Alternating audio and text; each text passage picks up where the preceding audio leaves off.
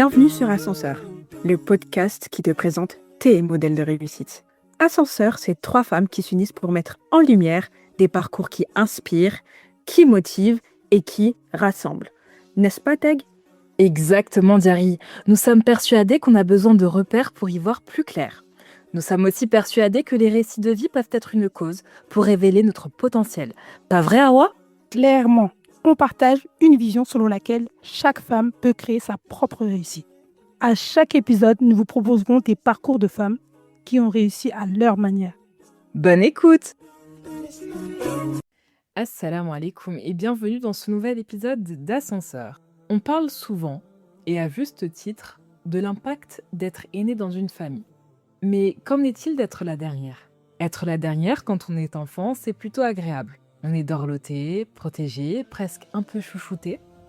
Mais en grandissant, les choses changent. À l'âge adulte, on veut être entendu, on veut être écouté et on veut que nos opinions comptent vraiment. Et pourtant, il devient difficile de se défaire de cette image que les autres, surtout nos proches, continuent de projeter sur nous.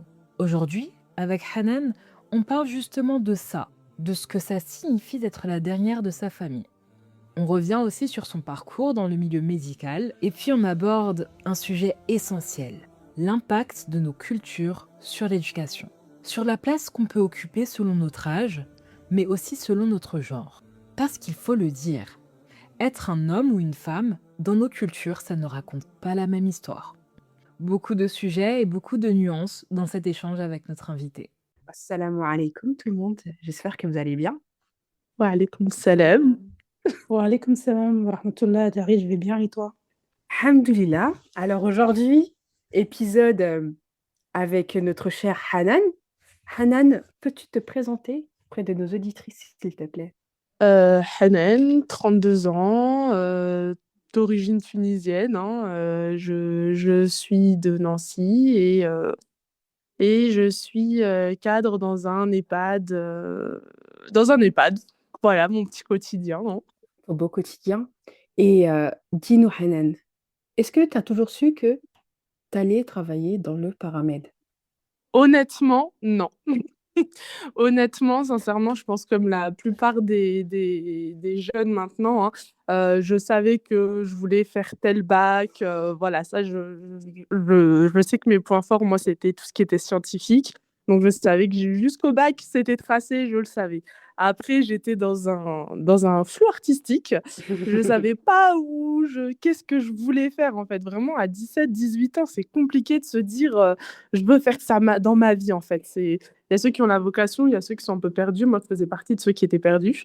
Et je me suis inscrite dans des trucs. Je me suis retrouvée en génie civil. Mes sœurs, elles étaient mortes de rire. Des chaussures de sécu. Elle me dit, non, mais Hanan, tu te moques de nous. Là, je dis, non, non, j'essaye. Et enfin voilà, après, j'ai fait entre guillemets une petite année sabbatique. J'étais à la fac comme tout le monde pour la bourse, on va pas se mentir. Le permis, tout ça, tout ça. Et j'ai une frangine qui est infirmière et l'autre secrétaire médicale. Donc, elles étaient déjà dedans. Ma sœur, c'était vocation. Elle, c'était je veux faire infirmière depuis qu'elle était jeune.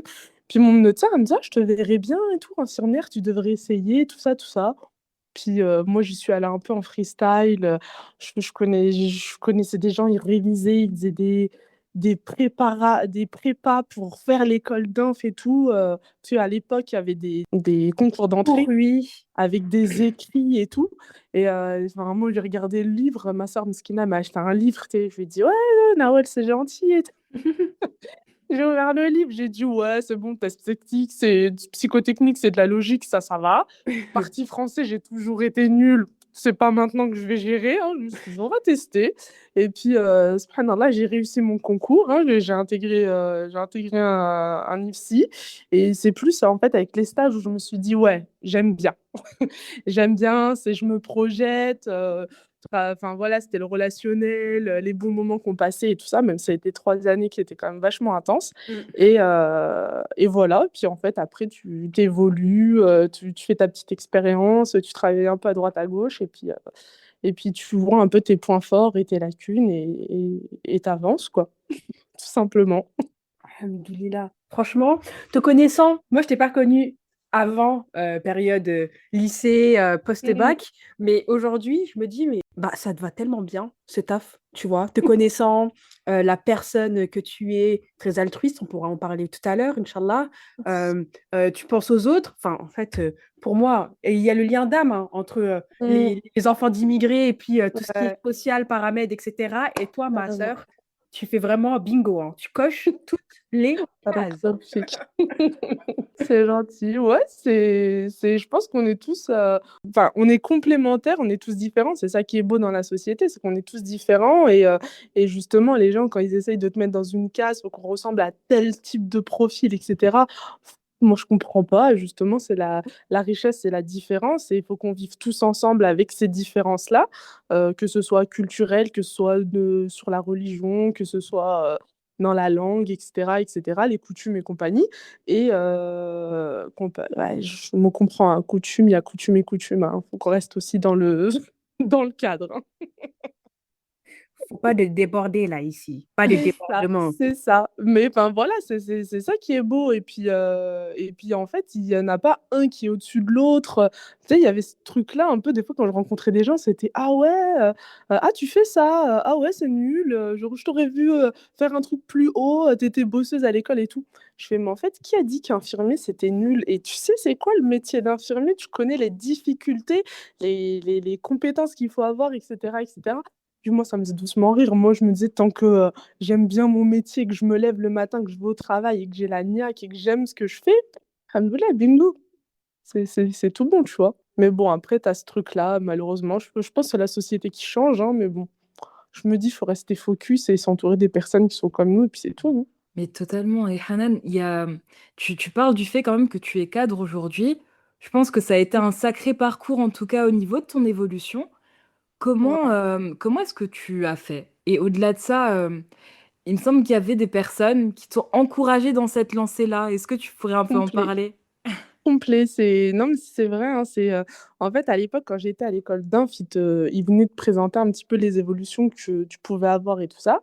Et d'ailleurs tous nos formateurs c'était des cadres hein, pour la plus quasiment tous. Et il y avait une fille qui était venue nous dire bon voilà c'est ça le métier de cadre etc., etc. Et puis nous on le voyait en stage et moi je me disais mais jamais de ma vie je ferais ça. Nul, c'est pas fait pour moi. Non, non, non, non, non, moi, infirmière, c'est bien. C'est trop de paperasse, là, le cadre. Enfin, voilà, franchement, j'étais celle qui prônait le fait qu'il fallait pas faire cadre parce que c'était nul. Et en fait, mais je pense que je suis une fervente croyante de le mektoub existe et il faut passer par des étapes pour arriver. Je pense que c'était la préparation qui était nécessaire parce que si je l'avais fait avant, j'aurais pas été prête. Mais en fait, le fait de travailler en EHPAD, il y a cette étiquette de l'EHPAD où on dit oh, mais l'EHPAD c'est nul, vous donnez juste des médicaments. Enfin, il y a vraiment une non-connaissance de l'EHPAD et de l'accompagnement en EHPAD parce que c'est vraiment une spécificité qui est hyper riche parce qu'il faut être calé sur tous les systèmes, mine de rien. Hein, et en fait, d'arriver dans un EHPAD quand j'ai commencé à travailler, c'était à l'époque, la société elle a changé. Moi, en 2015, quand je suis arrivée sur le marché du travail, bah, on ne trouvait pas aussi facilement du travail. Enfin, maintenant, là, je suis sûre, avec mon diplôme, je toque à la porte, on me prend direct. Mais avant, ma soeur, on en rigolait, on m'avait envoyé, je crois, 170 lettres et CV de motifs pour trouver un poste. Pour le peu qui m'ont répondu, enfin, c'était une calamité. Et Pause. J'aimerais qu'on fasse un arrêt sur image. ouais. T'as dit, tu peux répéter le nombre, Je s'il te déconne plaît? pas. Elle a envoyé au moins 170 CV, lettres de motif dans tout le Grand Est. Et ma sœur, je crois, elle est encore plus motivée que moi pour que je travaille. Je te jure, c'est une anecdote, on en rigole avec ma sœur. Elle avait postulé, j'avais des retours pour Mont-Saint-Martin. Je connaissais même pas cette ville. C'est dans le nord. Ouais, du 54. Ouais, C'est oufissime. ouais, ouais, ouais, non, c'était une calamité. Bah, il y a pas les 70% des lettres, j'ai eu aucun retour. Il y en a, ils m'ont dit qu'il y avait merci pour votre candidature, mais nous n'avons pas de poste à pourvoir. J'ai eu 4 retours, dont 2 refus. J'avais eu un entretien sur le CHRU de Nancy qui s'était soldé sur quelque chose de positif d'ailleurs. Mais entre-temps, en fait, j'avais été pris à l'EHPAD en Mhm. CDD et en fait, vu que je m'étais engagée, bah, j'ai commencé comme ça. Alors que j'aurais pu aller au CHRU, hein, mais moi, je suis moins sanitaire, je suis plus médico-social, c'est plus mon dada. J'allais te demander, mais tu vois, là où beaucoup de personnes, enfin, en tout cas, la lecture que moi je fais, c'est que les gens n'aiment pas, enfin, les enfants n'aiment pas travailler dans le médico-soc et préfèrent Mm, plus aller, bah, tu vois, dans le soin. Et mm. j'allais te demander, mais pourquoi, Hanan, tu t'es tournée vers ces structures plus que d'autres, mais tu viens d'expliquer, tu préfères clairement Ouais, cette je sais pas, structure. c'est l'accompagnement, il est pas pareil. Et après, vraiment, c'est le métier de l'inf quand t'es en EHPAD, en fait, c'est l'autonomie que j'adore. T'es tout seul, t'es vraiment tout seul, c'est toi qui prends tes décisions, t'as pas de médecin. Et on Mm, va pas se mentir, il y a une pénurie de médecins. mm, Donc, en fait, il faut que tu sois, que tu le système D, que tu travailles ton système d'observation. Il faut que tu prennes les bonnes décisions. T'as pas le droit à l'erreur, tu as une équipe derrière à accompagner parce que tu as toute ton équipe qui en fait attend que tu donnes un petit peu aussi le cap, entre mm, guillemets, même mm, si mm, mm. chacun est autonome dans son champ de compétences. Et franchement, le travail en équipe, moi, c'était quelque chose que j'adorais. Et puis, ça faisait un peu... enfin voilà, on connaît bien les résidents. Donc, moi, je me suis retrouvée à me taper des moments, mais cultissimes avec les résidents, à me taper des barres de rire comme personne. Et parce que tu les connais et mine de rien, les anciens, ils ont leur savoir. Après, Mm. là, je te parle des points positifs, il y a forcément des points Oui. négatifs et voilà. Mais moi, c'était les résidents qui te racontaient leur vie et tout ça. Moi, j'aime trop. J'aime trop. C'est comme quand les grands-parents, ils te racontent un peu leurs histoires Mm, de mm. vie et tout.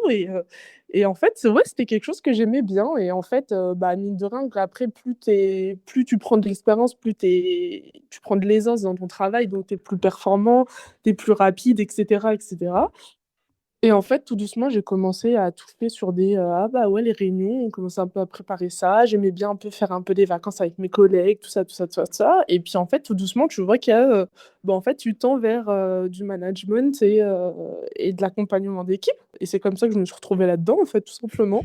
Et en fait, j'ai commencé à faire mes demandes, tout ça, tout ça, tout ça, tout ça. Et bah voilà, t'as la famille qui dit, bah franchement, si c'est quelque chose que tu veux faire et tout, qui te plaît, vas-y. Enfin, forcément, ça te motive. Et après, c'est rencontrer aussi les bonnes personnes au bon moment. J'ai eu la chance de tomber sur des personnes qui m'ont aussi aidé à me propulser. Et notamment, hein, ma RH et mon ancienne cadre qui m'ont aussi donné l'opportunité. Ils ont un peu aussi misé sur moi. Parce qu'à la base, ça devait être juste une mission de 9 mois pour épauler un petit peu la cadre dans ses missions sur une évaluation.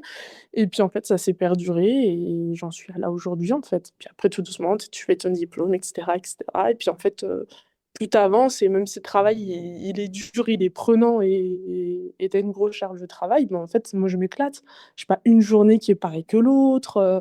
C'est avoir plein de tâches et tout à gérer et tout. En fait, j'aime bien être multitâche, hein, mine de rien, hein. Je suis peut-être un peu bizarre, je suis peut-être un peu sadique avec moi-même, mais Non, t'inquiète. j'aime bien. J'aime bien me dire, ouais, ok, on commence par ça, on commence par ça. Après, voilà, j'aimerais peut-être plus avec les équipes, parce que c'est vrai que c'est beaucoup de tâches administratives, mine de Mm, rien. mm, mm, mm. Et les projets, c'est plus mon dada et j'aime bien accompagner les équipes. Mais bon, après, tu priorises à l'urgent, en fait. Juste une petite question, et je pose la Mm. question aussi à Teg et Hawa. Est-ce que vous, dans votre parcours professionnel, scolaire ou peu importe, vous avez eu un jour des gens autour de vous qui vous ont dit: «Ah, viens», pas de manière directe, mais «Viens, je t'accompagne, il y a des voies qui sont pour toi». Et vous avez pris la main, vous avez pris la perche qu'on vous a tendue ou vous avez été sur le moment trop borné et têtu et vous a dit: «Ah mais non, c'est pas ça qui est pour moi». Parce que là, ce que je ressens dans le discours de Hanan, c'est que quand même, elle a eu un écosystème autour d'elle qui l'a accompagnée dans cette voie-là qui, bah, elle le disait très bien. Au début, elle se dit: «Oh, c'est pas fait pour moi. Moi, je préfère, tranquille, faire mon petit taf» et au final, avec tout ce qui était autour d'elle, elle s'est dit: why not?» Est-ce que ça vous est déjà arrivé ou pas du tout? Je vois Tay qui est en mode: Franchement, moi je pense pas sur le point de vue pur professionnel, pas la pure expérience professionnelle, mais toujours encore une fois sur le point de vue scolaire, tu vois, c'est ce qu'on se dit très souvent, mais toujours le corps pédagogique qui va venir et qui va t'orienter vers des choses qui ne sont pas forcément faites pour toi. Ce sont des choses aussi. qui sont socialement acceptable parce que oui, bah, des personnes comme nous, on va les diriger vers certains postes. Et à un moment, bah, moi, j'ai dit non. En troisième, quand mon prof est venu, il m'a dit non, faut que tu fasses une seconde pro. J'ai dit non. Aussi. Et c'est un bon choix que j'ai fait. Je me dis là, Franchement, non, moi, j'ai pas eu le cas. Je pense qu'on m'a tout simplement pas aiguillée. Ouais, c'est vrai que parfois on nous aiguille pas. Quand Hanan parlait, j'étais en train de me remémorer et c'est vrai que moi, c'était assez simple que je parle d'une manière pro-perso. J'ai toujours su là où je voulais aller. Mais c'est Mm. vrai que plafond de verre, c'est apparu quand quoi? Quand tu commences à avoir ta foi se manifeste. On le voit à travers toi, c'est-à-dire tu portes ton foulard, tu fais pas certaines choses, etc. Et quand tu ambitionnes d'aller haut, tu te dis, et tu vois aussi, je me mets aussi mes propres limites, hein.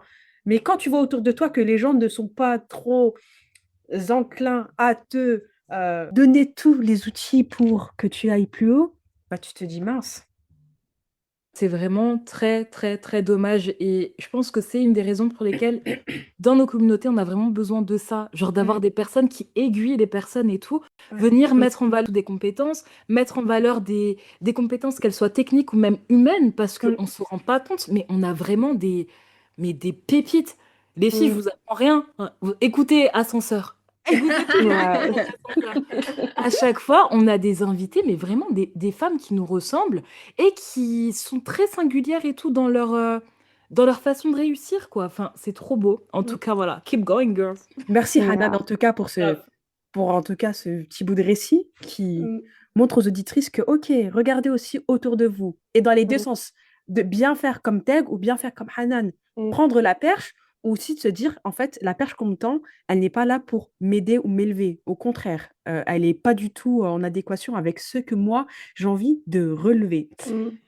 Et Après, ça, je pense qu'il y a un truc, et notre génération à nous, je pense qu'il faut vraiment qu'on prenne conscience d'un truc, c'est qu'on est un levier pour toutes les autres.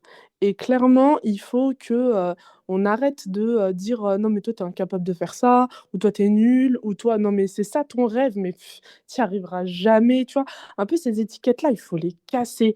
Je pense que voilà, il y a eu la génération de nos parents qui sont arrivés dans un pays qui n'était pas leur, la barrière de la langue, nos mamans qui travaillaient pas. Enfin voilà, ils sont arrivés dans un contexte un peu particulier. Il y avait la transcription de la main-d'œuvre. Nous, on a été contents aussi d'arriver dans un pays comme la France, hein. Franchement, on est bien. Bah, vraiment, dire ouais, la France est pourrie, non, non, non. À un moment, voilà, on a un bon système de santé, etc., etc. Alhamdoulilah. Faut qu'on aussi- l'éducation, hamdoulilah. Non, mais c'est vrai, franchement, et c'est un truc qu'il faut qu'on préserve. Maintenant, on n'est plus la génération de nos parents, on est français, mine de rien, même si les gens disent, ouais, moi je suis moi je suis protagoniste là, de son nationalisme à 2 francs 6 sous, là, il commence à me casser la tête. Non, non, mais à un moment, t'es fier, etc. Tu sais, dans les moments, tu vois, c'est comme la canne, tu vois. T'es heureux, t'es content, tu vois que Ouh ton là pays va loin, là. etc., etc. T'es Anan, content, et c'est on beau. parle pas de sujets qui fâchent. Non, mais Non, mais je c'est vrai, rentrerai pas dans la polémique là. oui, Mais je oui. veux juste dire, t'as cette limite-là. Et à un moment, on est tous égaux. Enfin, quand on va mourir, on sera tous égaux. On aura juste nos actes qui vont pencher sur la balance. Donc, en fait, je veux dire par là que je pense qu'on a maintenant, nous, on a fait des études, on est en poste. Et c'est ce qui est beau dans notre communauté à nous, c'est qu'on est dans tous les secteurs. Mais tous les secteurs. Et il n'y a pas pour moi de classe, ouais, toi t'as réussi, toi t'as pas réussi, etc., etc. Il n'y a pas de sous-métier, il y a juste des vécus et des expériences et des épreuves, et on accepte les personnes comme elles sont. Et je pense qu'il faut qu'on s'appuie sur ça et que nous, on accompagne les personnes qui nous demandent qu'est-ce que t'en dis, ou parler juste de notre métier, parce qu'il y en a qui connaissent pas, ou ils vont aller regarder sur Google, ChatGPT, ah ok c'est ça, ouais, bah, maintenant c'est nul. Mais tu connais pas ce qu'il y a derrière. Donc en fait, il faut vraiment que nous, on a un rôle d'accompagner, de parler, d'écoute, quand il y a des personnes qui disent ah ouais mais j'aimerais bien faire ça, mais moi je suis pas capable. Mais pourquoi t'es pas capable? Si les autres l'ont fait, si nous on l'a fait, pourquoi toi tu serais pas capable? Explique-moi. Tu vois? Et je pense que Voilà, ça, il faut qu'on accompagne les personnes. Sincèrement, il faut. Les jeunes, ils sont paumés. On n'arrête pas de dire: «Ouais, les jeunes, ils sont paumés, les jeunes, ils sont paumés». Qu'est-ce qu'on fait aussi pour les accompagner? Ouais. Et merci, On a c'était tout ça en l'introduction commun. de notre programme Antara. Et la première est Hanan. Merci beaucoup, Hanan. Non, vraiment, Ouais. tu as C'est vrai. résumé beaucoup de choses et c'était même aussi l'esprit de Ascenseur. C'était de se dire, en Mmh. fait, on a besoin pour nous, parce que on pense beaucoup aux jeunes, mais il y a aussi pas que les jeunes, il y a ceux de nos générations, il y a nos Mmh, aînés qui sont Mmh. également paumés parce que mmh, malheureusement, elles n'ont pas eu la chance d'avoir des personnes autour d'elles qui leur disaient, oui, tu peux faire ça. Ah, moi, mon taf, c'est ça. ouais. Et comme tu as dit, aujourd'hui, on est arrivé à une époque où, encore, je pourrais pinailler sur est-ce qu'on est représenté partout, mais quand même, tu trouveras quand même une ou deux personnes dans certains secteurs. Tu trouveras certains de notre communauté, des femmes voilées ou pas voilées, Mmh, etc. Mais certains qui pourront te dire, ok, tiens, c'est comme ça que j'ai fait, c'est comme ça que moi j'ai réussi. Est-ce que ça va être Mmh. conforme ou est-ce que ça va être ok pour toi ou pas? Mais entre guillemets, on peut avoir un certain moyen d'accéder à l'information. Merci Hannah de nous le rappeler. Et vraiment, il n'y a pas de saut métier. Tout à fait. Je partage vraiment votre Pas point de vue, les filles. Il faut qu'on montre l'exemple et surtout, je pense qu'on l'a assez répété dans beaucoup d'épisodes, qu'on ose. Si il y a un métier qu'on ne connaît pas, qu'on va faire des recherches, qu'on va s'entourer. Aujourd'hui, il y a énormément d'entités, il y a des organismes, il y a la CCI, il y a plein de choses qui sont autour de nous, qui sont prêts à nous accompagner. Donc, il ne faut pas hésiter. grave. Et, et Hanan, mmh. je sens dans ton récit que toi, tu es là pour accompagner, pour aider. Et cet accompagnement, cette aide, elle ne se traduit pas que par la parole parce que, alhamdoulilah, on a de la chance d'avoir des gens comme toi qui sont aussi présents dans leurs associations, qui œuvrent pour les autres. Est-ce que tu peux nous en parler?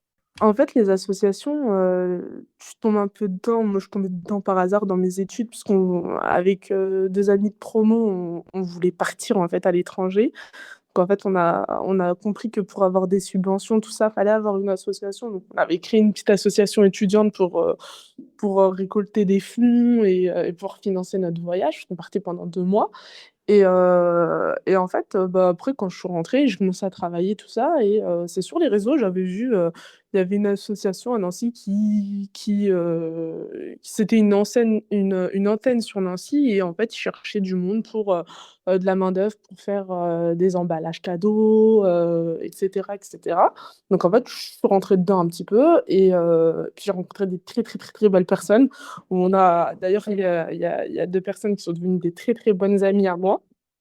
Et en fait, on s'était investis dans cette association-là et c'est vrai qu'il y a un problème enfin, pas un problème de transparence, mais on voyait que, bah, tu as quand même de l'argent de personne, c'est comme une MNA, c'est une grosse responsabilité et bah, nous, on avait besoin d'être au clair avec sur comment c'est utilisé, où est-ce que ça va et cetera et cetera et mine de rien, on sollicitait vachement notre entourage donc enfin, tu veux que ce soit, carré, quoi et en fait, on s'était réunis tous les 6 un jour et on s'était dit: mais en fait, si on veut de la transparence, pourquoi on fait pas la nôtre? Tout simplement, à notre niveau, sans, voilà, on peut faire des trucs à Nancy, sans décrocher la table, mais je pense que chacun peut, agir à son niveau et à ses capacités et voilà, donc on a créé notre association et donc on intervient sur Nancy, les entourages en fonction des causes qu'il y a et dans la mesure du possible et en fait, on sollicite notre entourage, on a des bénévoles qui sont hyper investis et d'ailleurs ce qu'on leur dit, on dit: «OK, on va peut-être créer l'asso, mais nous on est tous au même niveau, hein, s'il y a une idée et tout, on y va tous ensemble» et en fait, il y a des personnes qui disent: «Oui, mais moi j'ai pas le temps de venir» et cetera et en fait, ce qu'on disait, on disait: «C'est l'essentiel, c'est d'apporter ta pierre à l'édifice». C'est pas les grands actes qu'il faut, c'est si on commence tous à faire bouger les choses petit à petit, c'est comme ça qu'on crée les gros changements.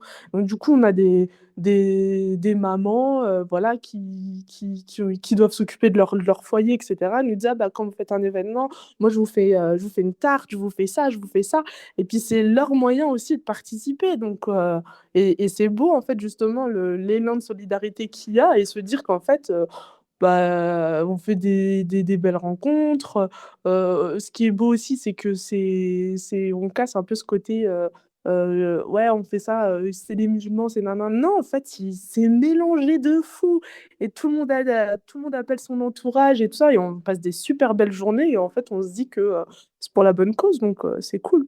Franchement, c'est cool et puis, ouais, c'est quelque chose que j'aime bien. Certes, ça prend du temps mais tu te dis, le temps, faut aussi bien l'utiliser et ne pas faire n'importe quoi donc tu te dis: «Autant allier l'utile à l'agréable», quoi. Tout simplement. Mais du coup, Hanan, au niveau de la constitution, on va dire, de l'association, c'était quoi? Comment est-ce que tu t'en es pris?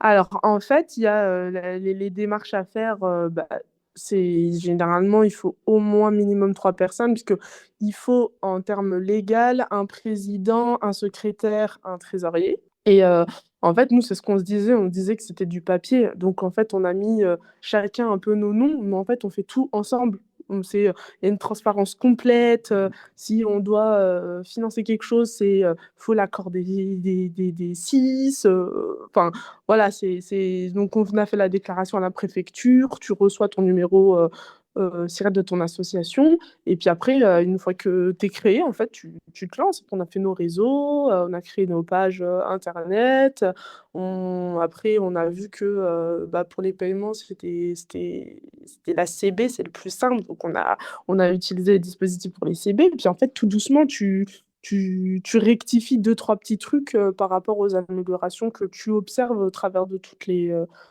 les activités. Mais en soi, c'est assez facile, hein, de créer une association, c'est pas compliqué, hein. Et j'allais dire, au final, c'est bien parce que toi, tu es vraiment quelqu'un qui transforme toutes ses pensées en action. En fait, tu laisses pas, les choses, telles quelles et quand il y a pas une plus-value, mais tu sais que ça peut, changer, transformer comme là, tu vois, la volonté de faire une association, elle part, dans d'une volonté d'être beaucoup plus transparent et de se dire: «En fait, on est capable de faire. On est Mmh, capable de faire» et c'est bien d'avoir, ce genre de discours, mmh. et il ne faut pas minimiser, entre guillemets, «ta petite action». Parce que ta Oui, petite action, derrière, pour quelqu'un, elle est énorme. Tout à fait. Je c'est suis ça. entièrement d'accord. Honnêtement, tu as tout dit et je pense que c'est pas évident pour tout le monde, ça dépend, je pense, de la nature de chacun, de chacune, de se dire, bah, parler, bah, c'est facile, mais poser des actions, c'est plus dur et je sais que dans le cadre associatif, pour être membre d'une association, c'est facile, on va dire, de la créer, mais de la faire vivre avec des bénévoles, là, je pense que c'est un énorme travail de fond où il faut vraiment renouveler son intention, pardon, continuellement. Mais oui, Non, on peut grave, faire de grandes choses. grave, Et grave, grave. Mais après, comme dit, tu vois, je rejoins Diary sur ce que tu disais avant, le fait d'oser. Et c'est pourquoi je suis en train de penser à un truc que j'avais fait. C'était pas du tout dans le milieu associatif. Enfin, ça pourrait, mais c'était pas du tout mmh, en tant que structure. Mais je me souviens que durant, c'était quand? En 2017. Je crois que c'était un hiver, il faisait très, très, très, très froid. Et, euh, et du coup, en fait, pareil, je voulais grave apporter ma pierre à l'édifice, mais je savais pas trop comment m'y prendre, donc j'ai juste pris genre mon courage à deux mains. À la base, je pars vraiment d'aucune structure et vraiment, je vous conseille pas de faire des trucs comme ça. Mais après avoir réalisé ma première maraude comme ça, je me suis sentie mais genre tellement utile. Et le fait d'avoir vu des personnes qui, elles, avaient aussi ce besoin d'agir, de faire quelque chose, et ben ça a fait quelque chose de beau, tu vois. Donc je pense que ce qui est intéressant, c'est encore une fois de pas avoir peur et d'y aller et d'arrêter de penser et d'attendre. Enfin, on sait pas du tout de quoi demain est fait. Si tu sais que tu peux mmh, apporter quelque chose, apporte-le. Et de toute façon, vraiment, si ton intention et tout est bien, ça se passera bien en fait. mmh, C'est ça, mmh. de commencer Ah, quelque part. Franchement, Grave. étape par étape, des petits pas, même si c'est un peu, comme tu Mhm. l'as dit, tu veux faire une maraude, je sais pas, tu mmh, récoltes. En plus, on commence souvent avec notre entourage. Ouais, Tu mets un post sur tes réseaux sociaux, tu vois l'engouement des gens, exactement. tu as 100 euros, 200, 300, et là, Mhm. tu te dis, mais en fait, il suffit juste d'oser de faire un petit pas pour faire de grandes choses. Exactement. Et c'est magnifique. Et Mhm. abuser et on l'a vu, par exemple, l'année dernière quand on a fait notre sadaqa Jariya, la plupart des Ouais. Mhm. personnes, c'était notre entourage Mais oui. mmh, et je sais plus si j'en avais déjà parlé ou pas, mais il y a aussi ce oser. Je la Hmm. quand j'étais je sais plus si j'ai déjà raconté lors d'un épisode ou pas, mais quand j'étais plus jeune, j'avais fait une collecte pour le tsunami en Je m'en Inde. rappelle très, très bien. Ah bah mmh, voilà et vous savez, j'étais ahurie, en fait, de ce qui s'était passé en Inde. Vous vous rappelez, il y a eu un tsunami et je me souviens à regarder, j'étais devant toi avec mes parents. C'était madame Nixie, j'avais 8 ans. J'avais 8 ans, je regarde le JT, j'étais choquée. Et de là, à l'époque, on buvait du poulain. Il y avait un poulain vide. J'ai dit à ma sœur, oui, s'il te plaît, j'ai envie de faire une collecte et tout, etc. Et elle m'a fait un petit mot pour le coller sur le pot du poulain. Elle m'a fait une petite incision sur l'opercule et le lendemain matin, tous les lundis matins avec notre maîtresse en CE2, on faisait des quads neufs. Le but, c'était de raconter ce qui s'était passé durant ton week-end, une activité qui t'a marqué, une information qui t'a marqué. Et moi, j'arrive avec mon petit pot de poulain et j'explique ce qui s'est passé, qu'il y a Mmh. eu cet événement-là et ça m'a marqué. Sauf que cette petite action, elle s'est transformée en une action collective de toute notre classe. Mmh. Tout, on était en primaire, hein. Il n'y a pas un élève qui n'a pas participé à sa hauteur.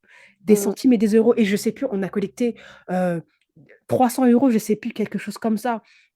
Et le hasard, que je ne savais pas du tout à l'époque, c'est que moi, ma maîtresse, elle avait adopté 2 filles, des jumelles, et c'était des indiennes. Ah, c'est Et trop donc, bien. elle était particulièrement également, enfin, touchée par cette action, tu vois. Tu dis que tes enfants aussi, bah, leurs parents, leur famille étaient là-bas. Et tu sais, je me dis, en fait, aussi jeune, enfin, j'étais jeune, et j'ai vu, en fait, de quoi on était capable par une petite action. Comment une petite étincelle peut devenir un grand feu. Et comme Hanan l'a dit, vous l'avez tout dit, notre entourage. Notre entourage, Mmh. au final, on a tous envie de faire quelque chose de bien. Je pense que personne va s'asseoir à côté de toi et dire: «Ah non, j'ai pas envie de participer à ta bonne action». Et non, mais pour de vrai. Et même si on ne dit pas de participer des centaines et des milliers d'euros, chacun à sa hauteur et Mmh. par rapport à ses moyens. Mmh. Merci Hanan pour ce rappel, vraiment. Et osez, s'il vous plaît, avant tout ça, que ça soit dans l'associatif, dans le Mmh. pro, dans le Mmh. perso, osez. Mmh. C'est oser, mais il y a juste un point, c'est aussi l'importance de l'entourage. Vraiment, quand tu t'entoures des personnes enfin, tbarkallah, qu'Allah préserve tout le monde, mais je suis entourée de femmes qui me motivent au quotidien et qui m'inspirent et je me dis: «Mais elles te donnent aussi la niaque de faire», tu vois? Et c'est pour ça, des fois, il y a le oui, il y a ce que toi, tu peux faire seul, donc il faut oser, faut pas se mettre des barrières parce que franchement, faut essayer. Moi, je pars du principe où tente, si ça marche, alhamdoulilah, et puis si ça marche pas, tu auras tenté, ça te fait une expérience, tu vois? Donc il y a toi en tant que «humain» entre guillemets et il y a tout ce qui gravite autour de toi et je pense que la force, c'est la collectivité. C'est vraiment la collectivité qui va te propulser à avancer, de plus en plus loin, en fait et franchement, si j'étais pas entourée de ces personnes-là, bah, je sais pas si j'aurais eu déjà l'occasion et si j'aurais pu faire autant de choses. À Mais voir. trop bien. Et Mmh. Hanan, tu parles justement de ton entourage et de ces femmes qui t'inspirent au quotidien.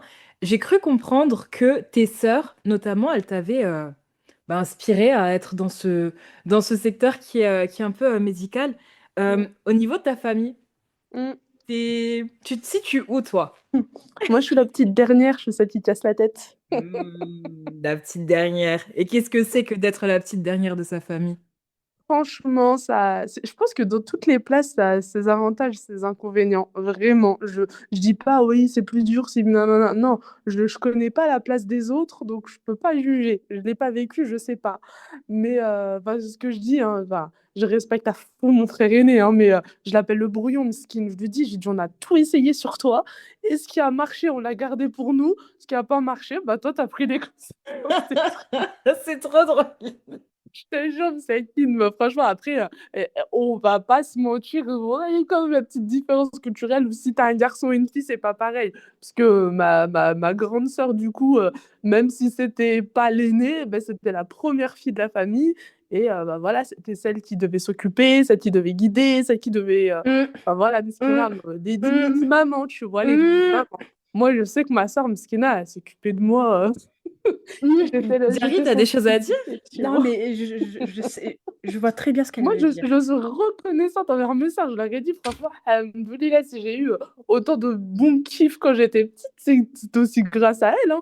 Je voulais sortir. Enfin, voilà, il avait 5 enfants à la maison, tout ça. Moi, Miskina, ma sœur, elle avait sa petite bourse et tout. Elle me dit, allez, tiens, tu vas aller manger avec tes copines. Tiens, vas-y, tu veux t'acheter un petit Oh. pantalon? Tiens, vas-y, tu vois.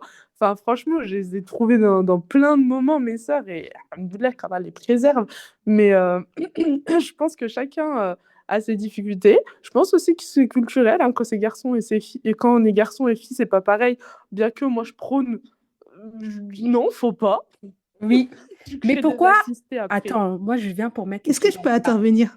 Bah, Alors, interviens. j'ai lancé un petit sujet là. Ah oui, Ah, mais ça, c'est à pas moi. des moindres. Ça, c'est mon sujet. Moi, je suis une militante, je ne vais pas dire de l'égalité homme-femme en tant que telle, mais de Mhm. l'éducation similaire. Qu'on Voilà. soit un homme ou une femme, il faut éduquer ses enfants de la même façon, en prenant en Voilà. compte bien évidemment les spécificités de chacun et de chacune. Mhm. Il ne faut pas apprendre à la femme à faire la vaisselle et au garçon de jouer au camion et d'être un bonhomme. Je suis Moi, je suis d'accord. contre ça et il faut voir hein, combien de fois j'ai milité avec ma mère.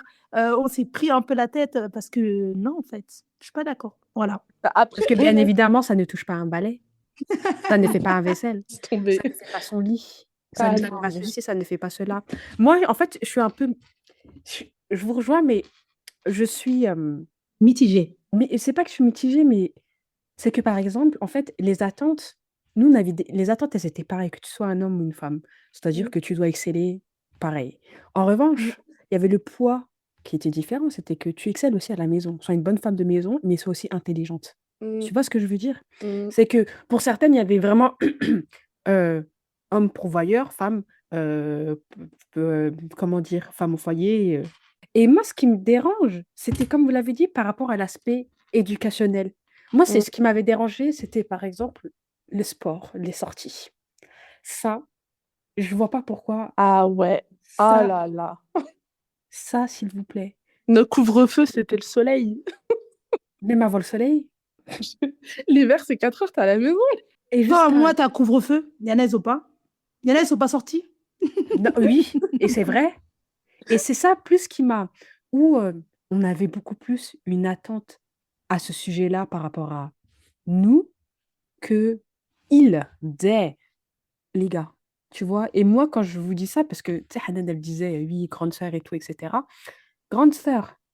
Et j'ai une grande sœur. Et j'ai que des petits frères. Et tu vois la diff. Mm.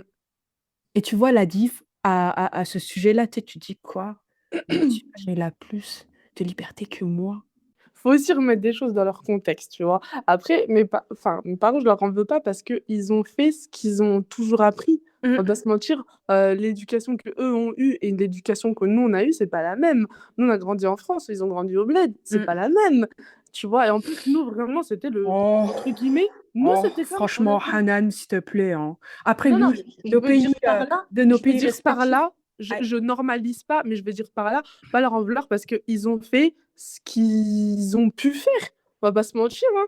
Ils ont fait à leur niveau ce qu'on peut faire. Et là, maintenant qu'on est grand, quand on en parle avec les parents, enfin, tu vois clairement le clivage, quoi. Il est là. Et moi, je vois avec mes neveux, mais que ce soit mon neveu ou ma nièce, mais c'est kiff-kiff en fait. C'est pas ta sœur qui va faire parce que c'est ta sœur. Non, non, t'as des pieds, t'as des mains, alhamdoulilah, elles sont fonctionnelles. Allez, go, tu vois. Limite, je vais être plus exigeant avec eux qu'avec elles. Tu vois. Mais non, mais c'est une réalité. C'est pour ça que je dis, ouais, les parents, tout ça. Mais nous, on est la génération, pas qu'on a subi, parce que, alhamdoulilah, quand même, on était quand même bien. Mais tu sais, ce petit truc-là, quand même. Les garçons, c'était, ouais, ça peut rentrer, ça part, ça vient, etc., etc. Je pense aussi, avec l'âge aussi, il y a des choses que tu assimiles. Parce que moi aussi, à un moment, je dis pas que j'étais ouais, les femmes, non, non, non, non, non. Parce que pour moi, une femme, c'est une femme, un homme, c'est un homme. On a été créés comme ça. Faut pas tout mélanger non plus, tu vois. Mais, tu vois, il y a des gens, ils disent, ah ouais, mon mari, il a fait ça, il a fait ça, il a fait ça. J'ai envie de dire, ouais, ok, il a lavé chez toi, mais en fait, il habite là-bas. Donc, heureusement, c'est pas une porcherie Voilà. chez toi, mais il y Voilà. habite. En fait, il a contribué à maintenir le foyer, comme toi. Merci, Hanan. C'est- Merci pour ce que tu viens de dire parce que c'est un élément essentiel dans cet épisode. Je vous jure, c'est trop grave. Bon, moi, j'ai pas de frère, donc je peux pas vraiment vous parler de tout ça. Mais par contre, ce que j'ai remarqué, c'est l'impact justement de cette éducation de « Ah, mon fils, mon fils, mon fils ». Quand mon fils, il se marie, là, Hein? Il est dans le caca. Et c'est catastrophique, ça, c'est compliqué. Désolée, mais il faut aussi du bon sens. Et le bon sens, c'est avec quoi? L'éducation. Donc, Mm. éduquez vos fils. C'est Ouais. important. Mais c'est surtout Mm. qu'ils sont capables, eux, en Mais vrai. bien sûr! Moi, je l'ai vu, ils gèrent avec leur femme. Hein. En tout cas, Ça bégaye pas. il y a des séquelles aussi. Hein. Oui. Il y a des Ouais. séquelles. Franchement, il y en a En certains fait, qui m'ont géré, mais d'autres, malheureusement, ils vont attendre une deuxième maman. Et non, en fait. c'est vrai. Mais aussi, on parle de pourvoyeur, mais moi, je dis que le pourvoyeur, c'est pas seulement au niveau de financier, hein. Il y a aussi le pourvoyeur émotionnel, le garant de la sécurité et de beaucoup d'autres choses. Donc, il faut arrêter de voir juste le 9-17 heures aussi.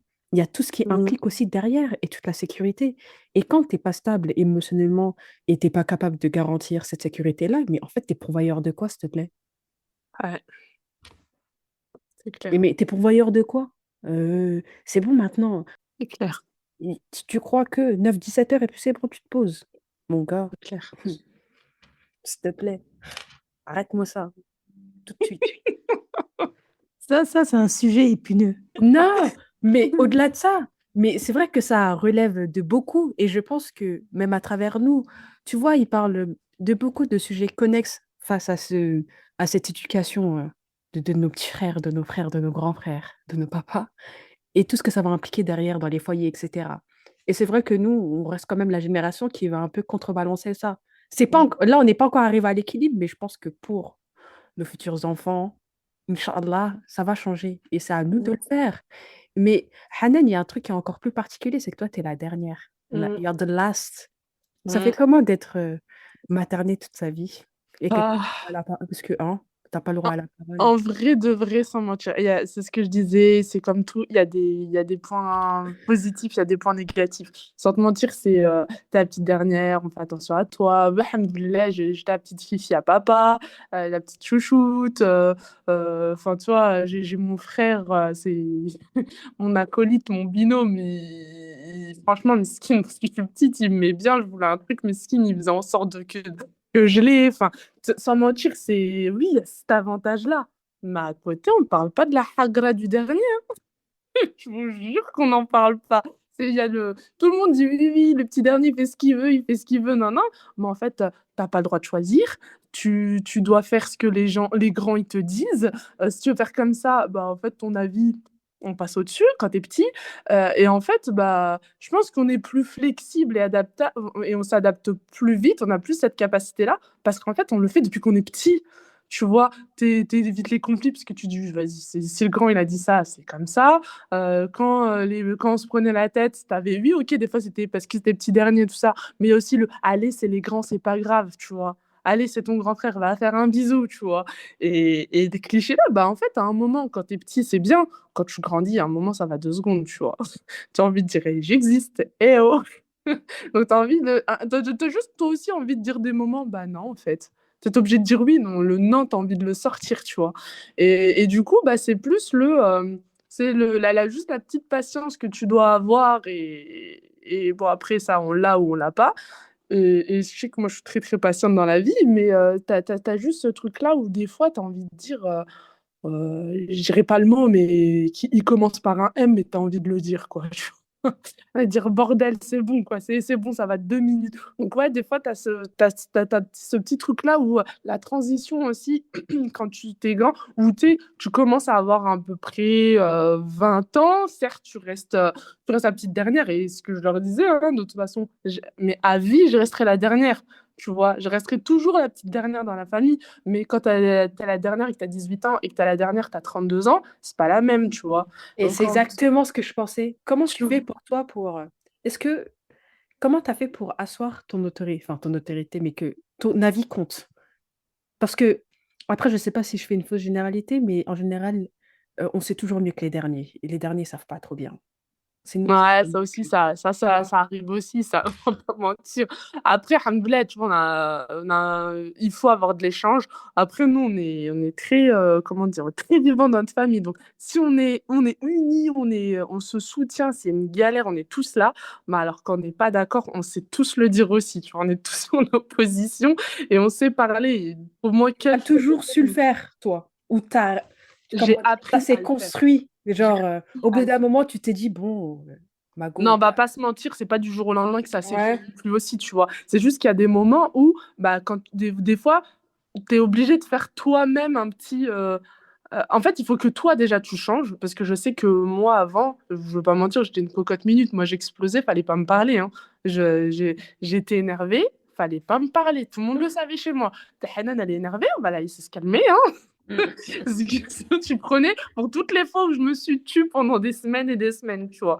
Mais en fait, en grandissant, tu comprends aussi qu'il y a des moments, bah, toi, tu as ta logique aussi. Il faut juste aussi apporter ta logique, parler, dire ce que tu penses et ce que tu ressens pour aussi que la personne en face, tu la fasses évoluer et que et qu'elle t'entende. Tu vois ce que je veux dire? Mm. Et du coup, il y a des moments sur l'instant T où, bah, allez, je me taisais. Et il fallait que je glisse à un moment ouais, mais faut qu'on en parle. Parce que toi, tu as vu le truc là comme ça, tu dis que c'est logique, c'est pas logique. Bah, viens, moi, je te dis mon point de vue, tu vois. Et en fait, tout doucement, à force d'avoir ce travail-là déjà fait sur soi-même et essayer aussi. Moi, je mettais pas les formes non plus, hein, donc tu apprends aussi à mettre les formes avec les années. Hein. Quand tu te prends des murs, entre guillemets, tu t'apprends aussi à le faire. Et en fait, tu te dis, bah oui, en fait, tu comprends, et ça c'est une leçon de vie, tu comprends que la personne en face de toi, elle est pas comme toi et elle réfléchit pas comme toi.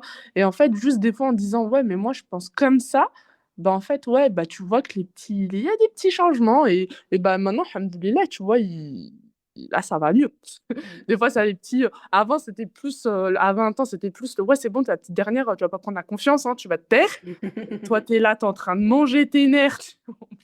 T'es en mode, tu vas voir ce qu'elle va te faire la dernière. Tu vas dans ta tête, t'oses le penser, tu vois.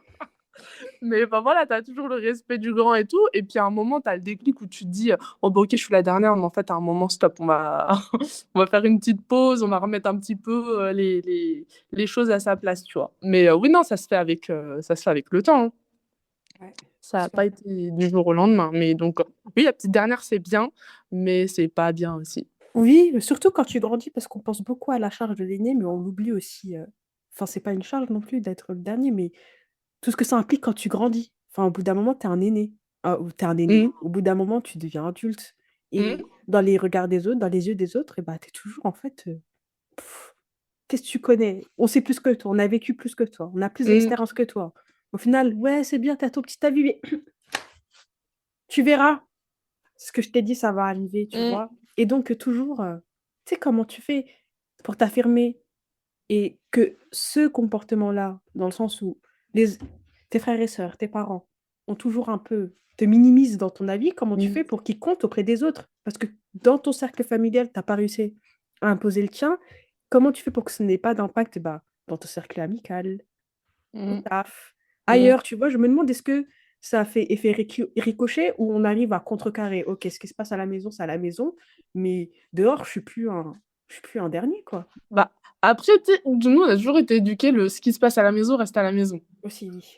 Tu vois, Mmh. c'est peu importe ce qui se passe, derrière la porte, ça reste derrière la porte. Mmh.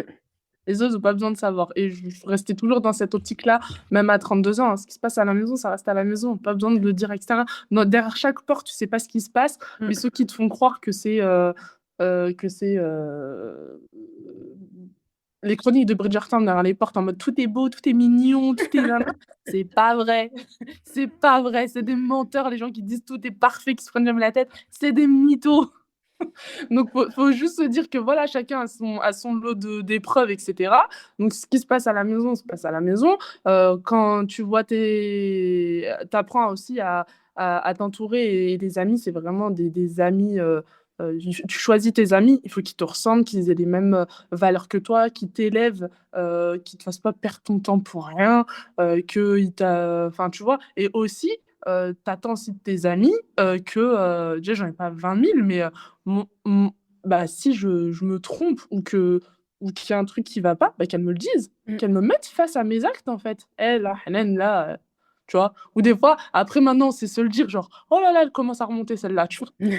On va se le dire en rigolant, mais tu vois, tu fais passer le message. Et puis après, voilà, si tu as choisi les bonnes personnes, c'est fluide. Franchement, c'est fluide. T'auras pas 20 000, juste ce qu'il faut. Et justement, après, ça te fait. Des fois, j'ai retrouvé des amis, enfin, t'es pas bien, t'es énervé, nan, nan. Et puis, bah non, en fait, c'était ma bouffée d'air frais, tu vois. Je coupais ma tête, j'ai rigolé, etc., etc. Puis, en fait, tu rentres, déjà, toi, t'es plus détendu. Puis, en fait, ça désamorce aussi ce qui se passe à la maison, tu vois. Donc, c'est un tout. Franchement, c'est un tout. Ouais, donc tu as réussi, toi, à faire la distinction, quoi. Même si tu t'affirmais pas ou qu'on te considérait pas à la maison, toi, dehors, il n'y avait pas de problème. Bah, en fait, ne pas considérer à la maison, c'est un Non, grand mot, tu vois. oui, pardon, sur l'avis, tu vois, plus l'avis, pas considéré en Ouais, tant que sur tel, ce que tu as sur à dire, tes ouais. avis, oui, ton Ouais, opinion en tant ouais, que tel, quoi. ouais, parce que il y a juste ça. Mais en fait, après, tu sais, c'est comme tout, en fait, ça passe. Et puis après, bah, t'as dans tout le fait que, tu sais, on te motive, on te dit, ouais, vas-y, tu peux le faire, etc., etc. Mm, Après, mm, ça contrebalance, tu vois. mm, mm, mm. T'es fier quand tu te dis, ouais, bah, ils m'ont soutenu, mais ouais, vous avez cru en moi, et alhamdoulilah, tu vois, je vous Oui, montre c'est que j'ai vrai. réussi, tu vois. T'es content, enfin, le regard de tes frères et sœurs, bah, c'est. Enfin, moi, ce que je leur ai dit, mais Mommy rigole, il me dit, elle s'est pris pour Shakespeare, celle-là. Moi, je leur ai déjà dit, mais je te jure, je leur ai dit, les gens, dans la vie, je peux les nexter. Tu vois ce que je veux dire? T'es pas réglo avec moi, tu m'as blessé, nan, nan, nan, je vais te le dire, etc. Mais soit tu veux sortir de ma vie, vas-y, sors, pas de souci. Mm. Et mes frères et sœurs, j'en ai que 4, j'en aurai pas d'autres, tu vois. Donc moi, j'aurais dit, je suis hyper exigeant avec eux, tu vois. Tu fais ce que tu veux aux autres, tu me le fais pas à moi. Et si je suis touchée par un autre, je vais te le faire comprendre, tu vois. Je peux disparaître pendant un jour juste parce que je suis vénère et que j'ai besoin de redescendre, mais c'est parce que t'es mon frère, t'es ma sœur, et des liens, ça se préserve. Grave. Et je suis très famille, et pour moi, mes frères et sœurs, c'est mes frères et sœurs. Même si, voilà, on va pas se mentir, hein, des fois, on se prend la tête, des fois, j'ai envie de les défoncer. Défoncer normal, mais ouais, c'est quand je suis en galère, c'est eux les premiers que je vais appeler. Ouais. Comme je viens de dire, il n'y a pas meilleur que eux.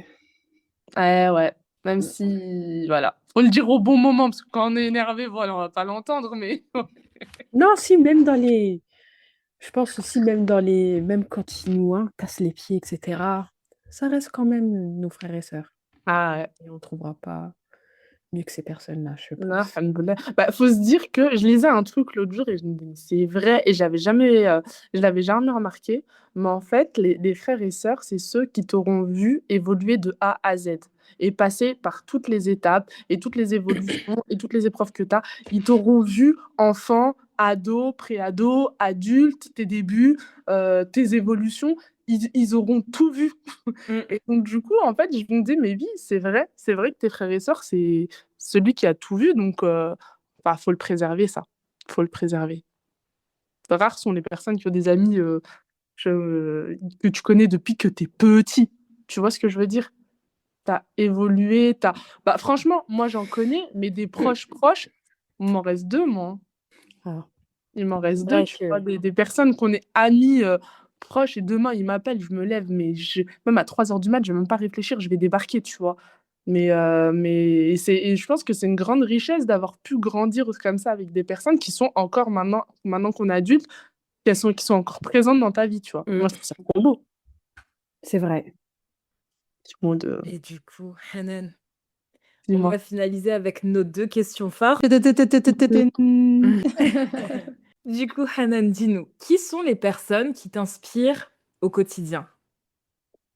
Ah, ce qui m'inspire au quotidien. Et bah, je le disais déjà un petit peu tout à l'heure, hein. Pour moi, franchement, ce qui m'inspire, c'est ceux qui sont autour de moi, déjà, les personnes qui m'entourent, parce que, tu vois, je vois ma mère avec tout ce qu'elle a vécu, ses épreuves, la hargne qu'elle a eue, la patience qu'elle a eue. Mais moi, un dixième de ce qu'elle a vécu, je le vis pas, c'est mort. Donc, tu vois, toutes les personnes qui sont autour de moi, que ce soit des femmes ou des hommes, forcément des femmes, je m'identifie encore plus. Donc pour moi, on a tout un truc à apporter à l'autre. Donc moi, je m'inspire vachement de ces personnes-là, des personnes dans leur dîne qui arrivent à associer leur dîne, leur travail, leur vie familiale, etc., etc. Moi, c'est un truc qui me fascine à fond. Et puis, bien évidemment, les grandes femmes de l'histoire et de notre belle religion, hein, les femmes de notre prophète, sallallahu alayhi wa sallam, Il y en a tellement. Faudrait un autre podcast pour en parler, tu vois. Faudrait qu'on en fasse ça, un de ces quatre. Mais voilà, moi, franchement, c'est ce que je dis. C'est pas une personne, c'est vraiment. Je pense que chaque personne a sa lumière. Et il y a des personnes qui décident de l'éteindre parce qu'elles sont mal entourées. Et il faut accepter sa lumière et aider chacune des femmes à se propulser. Je me dis, on a toutes nos lumières et je ne laisserai pas une personne éteindre la mienne. Donc, je préfère m'inspirer des personnes qui sont autour de moi et apprendre d'elles, Et t'as bien simplement. raison. Donc, T'as ça bien va. raison. T'as bien raison. Et du coup, je Mm. te pose la dernière question. Qu'est-ce que la réussite pour toi, Hanan? Moi, je pense que du moment où, alhamdoulilah, j'arrive à évoluer dans ma vie, être dans mon dîn, avoir ma famille auprès de moi, atteindre mes objectifs, que ce soit personnel comme professionnel, c'est une réussite. Alhamdoulilah. C'est tant que tu arrives à te relever et que tu te laisses pas abattre et tant que en fait, tu gardes l'espoir de te dire c'est bon, je peux faire quelque chose, déjà là, il y a de la réussite. Tu peux avancer, tu peux faire quelque chose. Et c'est pour ça, et la réussite ultime, c'est d'aller au paradis, ça on le découvrira un jour, Inch'Allah, hein, mais c'est ce que je souhaite à tout le monde. Donc ça, forcément, c'est l'objectif de notre vie. Donc ça, on l'oublie pas, et c'est évident, je le dis, mais c'est évident, je n'ai même pas besoin de le dire. Mais pour moi, la réussite, elle est différente de chacun. Donc moi, alhamdoulilah, de me dire, j'ai réussi à arriver là où j'en suis aujourd'hui sur le plan perso, alors qu'il y en a, ils m'ont dit, tu n'y arriveras pas ou tu n'es pas faite pour. Bah, alhamdoulilah, je suis encore plus contente de ma réussite, alhamdoulilah. Alhamdoulilah d'avoir ma famille autour de moi, d'être entourée, de pouvoir compter sur eux, de pouvoir passer des moments de qualité avec eux, tu vois. Et bah, ça, c'est une réussite d'avoir des personnes qui sont autour de moi que alhamdoulilah, j'ai pas 70 ans, j'ai l'impression de parler comme si j'avais 70 ans, j'ai que 32 ans, et de voir juste le petit bout de chemin que j'ai fait, alhamdoulilah, avec mes erreurs, avec mes embûches, et me dire que ouais, ça, je me suis pas trop égarée, et alhamdoulilah, là où j'en suis, pour moi, alhamdoulilah, c'est une réussite, tu vois. Faut juste se dire alhamdoulilah de tout ce qu'on a accompli. Si tu te dis que là, si tu fais juste un focus de ce que tu as fait dans ta vie, et que tu te dis au moins il y a juste une base à atteindre et que tu as réussi à l'atteindre, alhamdoulilah, là, tu es dans la réussite, il faut voir le positif. Ne regarde pas Moi, ce que je dis, le positif attire le positif, le négatif attire le négatif. J'arrête pas de dire positive mind à chaque fois. C'est reste focus, tu veux faire un truc, tu peux le faire, fonce, mets tout en action. Et même si tu n'as pas eu 100% de ce que tu as eu, même si c'est 20%, c'est déjà une réussite. Alhamdoulilah, avance, tu vois.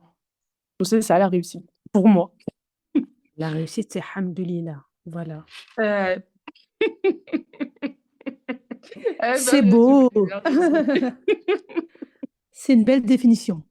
Merci beaucoup pour cet échange, Hanan. Merci à vous, les filles. Nous espérons que cet épisode vous aura plu. N'hésitez pas à nous laisser un avis sur votre plateforme d'écoute préférée. Et n'oubliez pas de nous suivre sur nos réseaux sociaux.